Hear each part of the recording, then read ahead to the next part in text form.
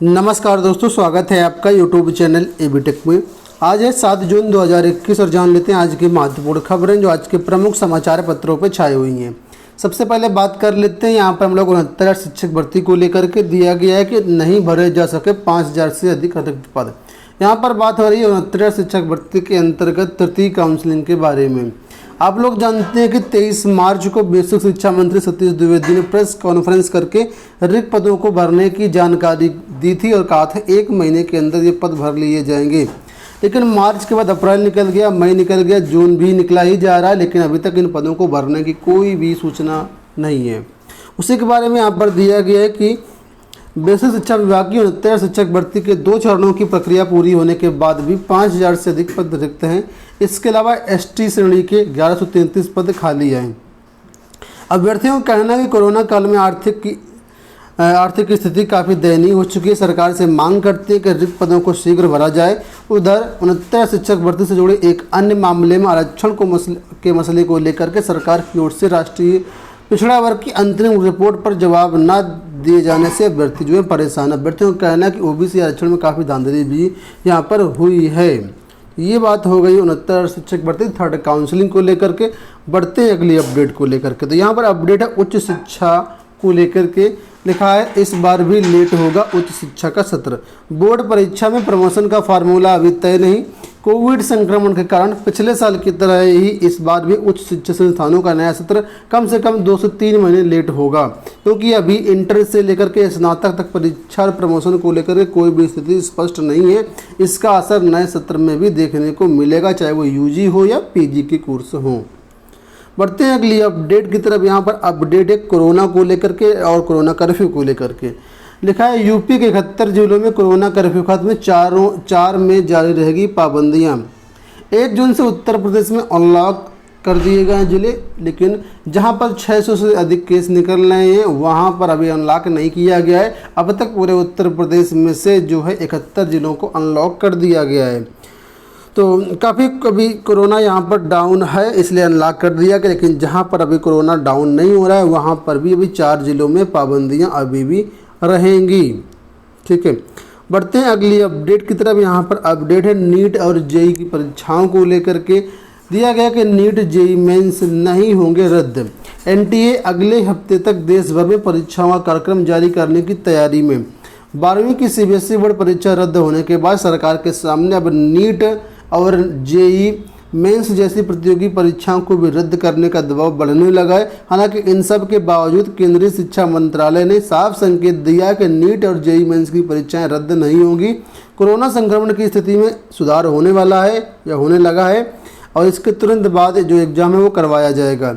National testing agency ने इस बीच अगले हफ्ते तक नीट और जेई मेंस से जुड़ी परीक्षा का कार्यक्रम जारी करने की मांग संकेत दिए हैं। तो जो भी नीट जेई की अभ्यर्थी हैं आप लोग देख लीजिए कि परीक्षाएं आप लोगों के रद्द होने के चांसेस बिल्कुल भी नहीं हैं।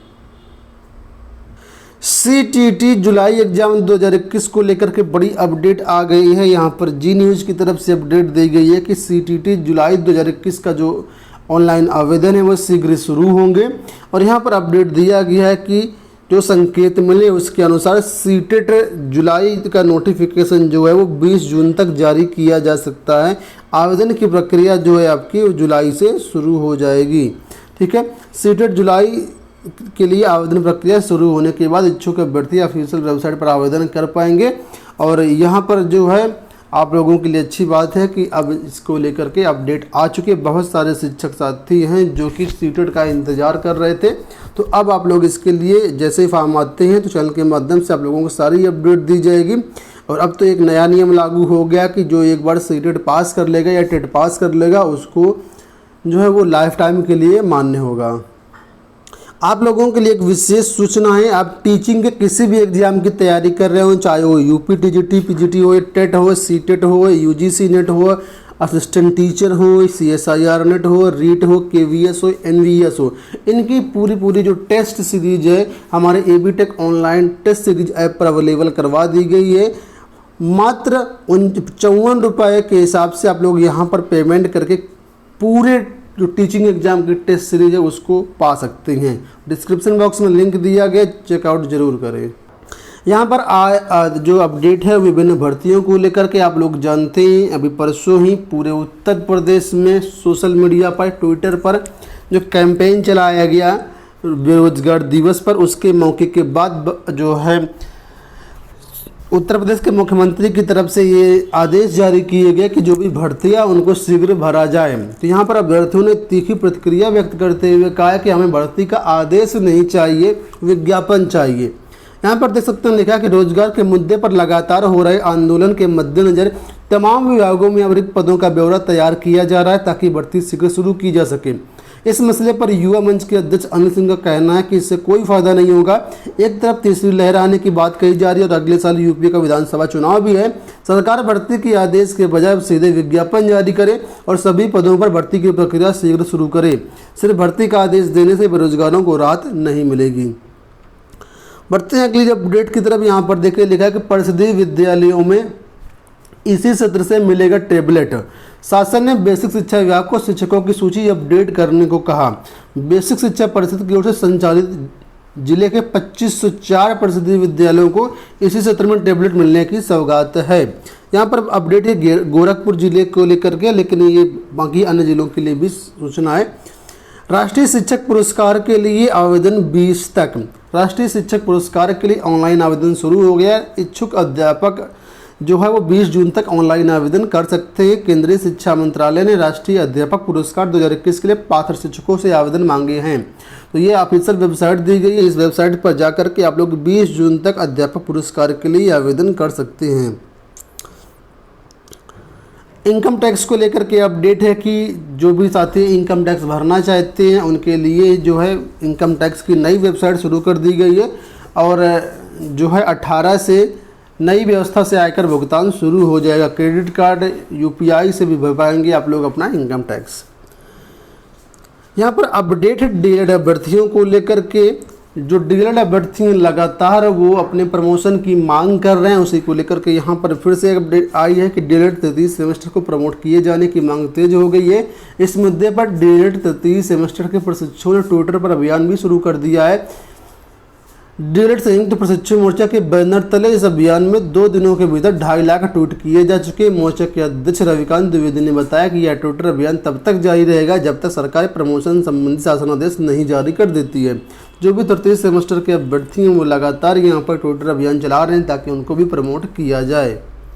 बढ़ते हैं अगली अपडेट की तरफ। यहाँ पर अपडेट है राष्ट्रीय आय एवं योग्यता आधारित परीक्षा को लेकर के। लिखा 6 माह पूर्व हुई परीक्षा अब तक परिणाम नहीं। छात्रवृत्ति को लेकर के ये परीक्षा 13 दिसंबर को करवाई गई थी। इसमें लगभग 25,806 छात्र छात्राओं ने इसमें भाग लिया था। इसका जो रिजल्ट है अभी तक जारी नहीं किया गया, जबकि इसका रिजल्ट बहुत जल्दी जारी कर दिया जाना चाहिए था। अधिकारी 15 से 20 दिन रिजल्ट घोषित करने की उम्मीद जो है वो जता रहे हैं। परीक्षा नियंत्रण अधिकारी कार्यालय की तरफ से परीक्षा आयोजित की जाती है, इसमें स्कॉलरशिप दिया जाता है। फिलहाल अभी तक रिजल्ट जारी नहीं किया गया। अगले 15 से 20 दिन में हो सकता है इसका रिजल्ट जारी हो जाए। यहाँ पर अपडेट है 12,460 शिक्षक भर्ती को लेकर के। काफ़ी पहले ये भर्तियाँ आई हुई थी और यहाँ पर शून्य जनपद का विवाद जो है लटका हुआ था। 16 मार्च 2017 को इसकी पहली काउंसलिंग हुई थी, तो उसी के बारे में यहाँ पर अपडेट दी गई है। ठीक है, प्राथमिक स्कूलों की 12,460 सहायक अध्यापक भर्ती में शून्य जनपद के विवाद के कारण 6,000 अभ्यर्थियों का करियर 3 साल से अधर में फंसा हुआ है। 15 दिसंबर 2016 को जारी 12,460 शिक्षक भर्ती के विज्ञापन में 24 जिलों में एक भी रिक्त पद नहीं थे। इन 24 जिलों के अभ्यर्थियों को किसी भी अन्य जनपद में आवेदन करने की छूट थी। ठीक है, वहीं पर जो उस जनपद के अभ्यर्थी थे जहां पर सीटें थी, उन्होंने भी केस किया हुआ था कि जब इनको हमारे ज़िले में क्यों सीटें दी जा रही हैं। इस तरीके से काफ़ी विवाद फंसा था ये। तो कुल मिलाकर 24 जिलों के जो अभ्यर्थी हैं अभी भी यहाँ पर अटके हुए हैं और लगभग देखा जाए तो 5,000 के आसपास यहाँ पर अभ्यर्थियों की संख्या बताई जा रही है जो अभी तक इस भर्ती प्रक्रिया में फंसे हुए हैं। बढ़ते हैं अगली अपडेट की तरफ। यहाँ पर अपडेट है एलटी ग्रेड को लेकर के। लिखा है निदेशालय में अटके रिजल्ट की सॉफ्ट कॉपी। एलटी ग्रेड शिक्षक भर्ती फंसी नियुक्ति 2,500 चयनितों के काउंसलिंग शुरू होने का इंतजार है। एलटी ग्रेड शिक्षक भर्ती के तहत 2 सबसे प्रमुख विषयों सामाजिक विज्ञान और हिंदी के चयनित अभ्यर्थियों के नियुक्ति का इंतजार लंबा होता जा रहा है। इन्हीं 2 विषयों में पदों की संख्या सर्वाधिक थी और इन विषयों के तकरीबन 2,500 अभ्यर्थियों को रिजल्ट एवं नियुक्ति के लिए सबसे देर तक इंतजार करना पड़ा। बाकी विषयों के अभ्यर्थियों की काउंसलिंग हो चुकी है और उन्हें नियुक्ति पत्र भी मिल चुका है। अभ्यर्थियों के रिजल्ट की सॉफ्ट कॉपी माध्यमिक शिक्षा निदेशालय प्रयागराज भी अटकी हुई है। अभ्यर्थियों का कहना है कि काउंसलिंग शीघ्र शुरू नहीं हुई तो 8 जून को निदेशालय में धरना प्रदर्शन करेंगे। प्रतियोगी मोर्चा की जो टीम है उन्होंने कहा कि 8 जून को हम निदेशालय पर धरना प्रदर्शन करेंगे और जल्द से जल्द नियुक्ति की मांग करेंगे। प्रतियोगी छात्रों का कहना है कि जून में हमें हर हाल में नियुक्ति ले लेना है, चाहे किसी भी तरीके से नियुक्ति ले, चाहे कितने बार भी चक्कर लगाने पड़े, कितने भी धरना प्रदर्शन करने पड़े। तो ये हो गई दोस्तों आज की सारी अपडेट। आशा करते हैं वीडियो पसंद आया होगा। इसी तरह की अपडेट पाने के लिए चैनल को सब्सक्राइब कर लीजिए, वीडियो को लाइक और शेयर भी कर दीजिएगा। डिस्क्रिप्शन बॉक्स में टेलीग्राम चैनल का लिंक दिया गया, वहाँ पर भी आप लोग ज्वाइन कर सकते हैं। सारी अपडेट आपको वहाँ पर भी प्रोवाइड की जाती है।